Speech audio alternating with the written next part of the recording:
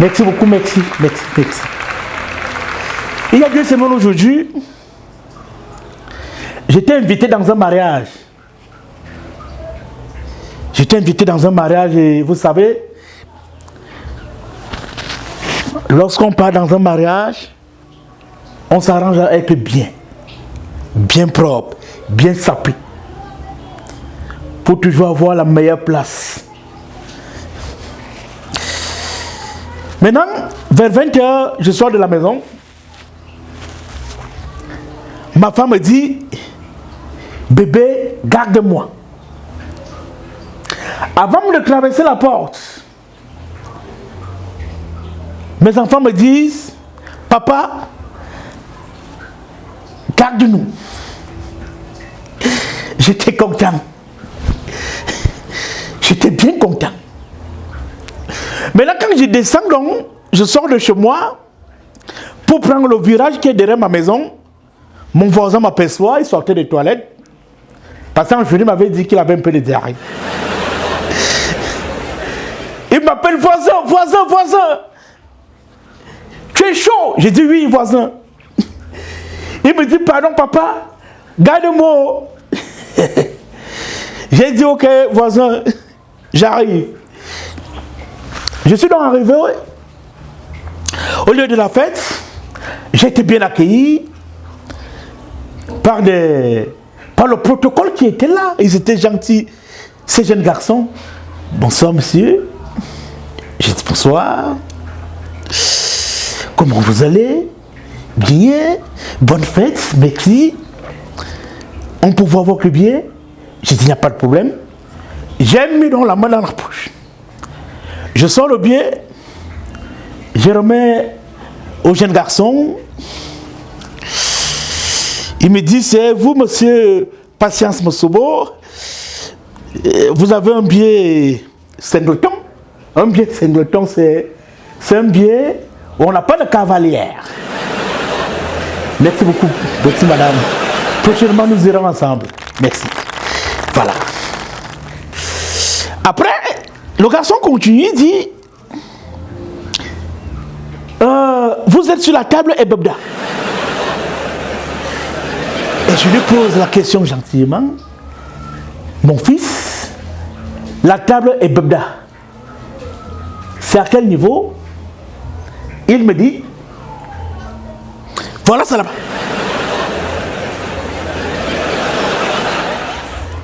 Je lui pose encore la question, c'est où? Il me dit, monsieur, voilà ça là-bas. Merde. Ma mine a complètement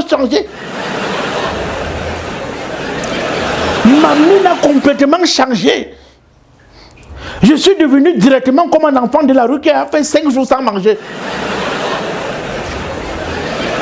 Je suis devenu comme une femme qui n'a pas reçu son salaire quotidien. Enfin, je vais parler de la ration alimentaire. Merci, monsieur, merci. Merci beaucoup. Bonsoir, mon fils. Merci, voilà. J'ai dit, merde. La table Ebebda se trouve au fond de la salle. Là-bas, loin là-bas. J'ai dit dans mon cœur que, mais, les garçons, se moquent de moi ou quoi? La table qui est à plus de 150 km du buffet, c'est là-bas que je dois aller m'installer. Vous êtes malade. Donc vous pensez que j'ai mis tout ceci, j'ai mis tous ces moyens, parce que je vais aller m'asseoir au fond de la salle, et quand l'heure de la nourriture va arriver, l'article 2, je vais patienter toute une éternité pour manger. Vous mentez. Dès que le protocole a tourné le dos, pour rentrer à l'engrais, accueillir d'autres invités, j'ai fait ah oui. C'est ça qu'on appelle l'intelligence. Je suis parti m'installer sur la table Mfundi. La table Mfundi, bien entendu, c'était une table pas très loin du buffet, c'était à 0 pas du buffet. Imaginez-vous que on lance le buffet. Je suis assis à 150 km. Ça veut dire que c'est le lendemain que je dois manger. Non, madame, je ne suis pas gourmand, mais on part dans une fête, dans une cérémonie, pour l'article 2. Voilà. Merci. Merci, madame, merci. Je m'installe donc sur la table, on vous dit, pour attendre les vraies choses. Parce que tout le blablabla, l'impresario prend le micro, on dit, ceci, on va faire comme ça, le tour d'honneur, les filles d'honneur vont danser. Ce n'est pas ça que nous on peut chercher dans un mariage. Je suis sûr que la majorité de cette salle est de même avis que moi. Ah, voilà. Merci, monsieur. La majorité d'ici est de même avis que moi. On ne part pas dans les fêtes pour aller voir, pour aller apprécier la robe de la mariée. Non. On ne part pas dans une fête pour aller dire que la veste du marié était comme ça. Non, c'est pour la nourriture. Après donc tout ce protocole, après tout, on a donc annoncé l'article 2. On annonce que le buffet est ouvert. J'étais déjà prêt avec mon petit plat à main. J'ai dit à 99,99%, pour ne pas exagérer, pour ne pas dire 100%, on va commencer sur la table au fond. Parce qu'elle est là. On ne paie même pas, on ne paie rien pour aller là-bas. On ne paie rien pour aller sur la table au fond, pour aller au buffet. La table au fond est là. Si c'était au paradis, on devait nous appeler soit la cathédrale, soit le Vatican. Parce qu'on est à côté de Dieu. On ne paye rien. Mais curieusement, quand on lance le buffet, les hôtesses traversent. Ils traversent la table Fouya. Pour se rendre à Ebebda, la table que j'ai refusée auparavant. J'ai dit, Seigneur, tu vois la sorcellerie? Et ça, c'est parce que j'ai un oncle là. J'ai mon oncle là qui a la calvitie. Ça a pris toute la tête jusqu'à là, derrière. Il disait même que même là-bas en bas, il n'a plus rien. Que la calvitie est partout. Je suis sûr que c'est lui. Parce qu'il m'avait dit un jour qu'il m'aime. Lui n'a jamais dit à quelqu'un qu'il l'aime. Mais à moi, il m'a dit qu'il m'aime. Ça veut dire que c'est ça qui me suit là, la malchance là. Les hôtesses ont traversé la table. Madame. Pendant ce temps, j'avais mon regard sur eux. Comme pour demander à ces jeunes filles et à ces jeunes garçons que c'est comment. Vous ne voyez pas notre table? Nous sommes quand même à côté du buffet. Ça fait plus de 3 heures que nous sommes là. L'odeur de la nourriture va nous tuer. Oh, dans nos têtes, ils se disent que comme on a tellement humain senti l'odeur de la nourriture, que ça suffit pour nous. Qu'on n'a même plus envie de manger. Ils sont allés chercher ceux qui étaient assis sur la table et bebla. Et Fok et Ombolbingala. Ils ont dirigé cela au niveau du buffet. J'ai plié le doigt. J'ai dit bon, ça c'est accordé avec Fok, certainement. La 4e, la 5e, la 6e table, je suis dedans. Pendant ce temps, dans mon gilet pare-balles qu'on appelle la veste, je suis bien armé. La promesse est une dette. Le voisin dit, voisin, garde-moi. Madame a dit, B, garde-moi. Les enfants ont dit, papa, garde-nous. J'ai donc réservé mes 2 plastiques. Parce que dans ce genre de situation, tu ne vas pas aller demander à ton voisin de dire que papa, donne un peu ton plastique. Ou bien dire au gars du service que vous avez le papier à lui là-bas, vous avez un plastique là. Non. Tu pars déjà étant armé. Il n'y a pas la honte pour la nourriture. La honte, c'est quand tu as fait pipi dans le pantalon. Merci madame. La honte, c'est quand tu as fait pipi dans le pantalon ou bien quand tu as volé. La honte, on n'a pas honte quand on aime la nourriture. Ou bien quand on emballe la nourriture. Ah oui. Voilà donc les hôtesses qui commencent en désordre. J'ai failli me lever et demander à ces garçons et à ces jeunes filles que qu'est-ce qui ne va pas. La table c'est maudite. On fondit est maudit. J'ai failli poser cette question. J'ai retenu mes esprits. Ma colère nourriturique. Ma colère alcoolique. J'ai retenu ça. Pendant ce temps, je ne fais que jeter les coups d'œil au niveau du buffet. Mon fou même est devenu un peu long, ça a jeté quelques centimètres. Je regarde. Les montagnes de poissons frits, de poulet, de ratatouille, j'aime. Des journées d'éléphants, de Nicaragua sont en train de diminuer. J'ai dit alors que papa, quand ils vont manger, nous on va leur manger quoi? C'est que j'entends souvent que près de l'église, loin du ciel, c'est ça qui s'appuie sur nous. Comme si j'étais le seul gourmand dans la salle, sur cette table. Mes voisins de table, ce n'est pas leur problème. Je mène tout ce combat, ce n'est pas leur problème. Pourtant, si on dit l'union fait la force, si on s'était levé comme un seul homme et dit non, c'est terminé, on passe se servir, ça ne devait pas se passer comme ça. Ce n'est pas leur problème. Je mène mon combat seul. Je mène un combat, j'ai dit non, cherchons à laisser se servir, ce n'est pas leur problème. Puis encore, puis, parce que là, vous n'allez pas croire. Ils sont allés chercher une table qui était à l'extrême nord de la salle. Sur cette table, c'était écrit Oufou. Et il y avait un monsieur laid, géant. C'est lui qui était devant.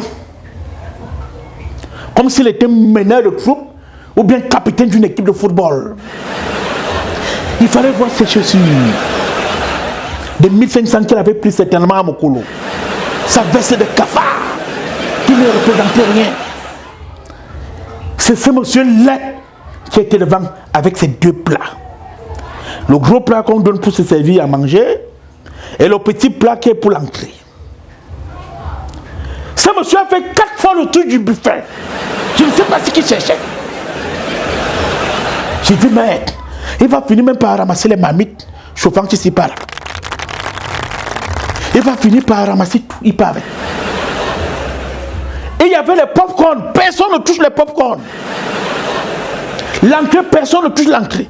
Que ce soit la salade, que ce soit les choux, que ce soit les carottes, que ce soit les oignons, que ce soit l'avocat qui est là, personne ne touche. C'est les enfants des pauvres, c'est les enfants maudits comme les nous qui devront aller manger la salade et les pop-corn. Ce monsieur a fait 4 fois le tour du buffet. Il n'a même pas jeté un coup d'œil. Même pas un coup d'œil sur les pop-corn qui étaient posés là. Même pas un coup d'œil sur l'entrée. Parce que quand on était des enfants, on avait des techniques. J'ai fait comme ça. J'ai fait comme ça. Pour qu'il arrête de faire les tours. Mais monsieur faisait toujours les tours. Il montait. Il descendait. J'ai fait ma croix. Je sais fort. Il monte. Il descend. Il dit Seigneur. On avait encore une autre technique. On mettait les orteils au sol. Et on appuyait fort. On appuie les orteils. Aïe aïe aïe. Cette technique n'a pas donné. Il était déjà au 9e tour. Maintenant, quand elle a fini de se servir, c'est là que j'ai fait avoir la crise cardiaque. J'ai fait sauter sur l'impresario, prendre son micro et dire non, c'est trop. Trop, c'est trop. Le monsieur est venu passer devant moi. Il tenait ces 2 plats comme ça. Même le plat qui est réservé pour l'entrée, c'était la ratatouille gingembre, le poisson Bellefue, C'est ça qui était là-bas. Et 2 morceaux de vipère. J'ai dit, Seigneur, il pouvait toucher à tout le buffet, mais pas de la vipère. Pas de la vipère ici. Il a fait tellement 2 montagnes sur ces 2 plats. Il est venu passer à côté, devant notre table. Il m'a dit, bon appétit, monsieur.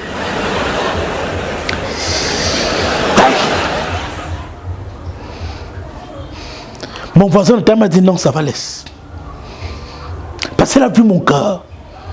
Mon cœur a gonflé. Ma colère a poussé la tension. La tension a poussé la colère. J'ai dit, ce monsieur vient me larguer. Quel bon appétit il m'a vu en train de manger. Quand il est passé, il restait 2 tables. Un garçon est venu. Monsieur, c'est votre tour. Vous pouvez aller vous servir maintenant. Je me suis levé. Boum. Je lui ai posé une question. Vous vous prenez pour qui? J'ai encore répliqué. Vous vous prenez pour qui? Cela me dit, monsieur, Almas, allez vous servir. Il y a la nourriture pour tout le monde. Je vous jure que quand je suis arrivé au buffet, j'ai sorti mon plastique. Je ne connais même plus le nombre de tours que j'ai fait en montant, en descendant. Il n'y avait rien. Rien que les popcorn. Rien que les popcorn. Il y avait une jeune fille à côté. Je l'ai appelée, je lui ai demandé, ma fille, il y a encore vous avez encore des réserves de nourriture au magasin? Elle m'a dit, non, monsieur, c'était tout ce qu'on a posé sur la table là. Je lui ai posé la question si elle blaguait. Elle m'a dit, non, elle ne blague pas.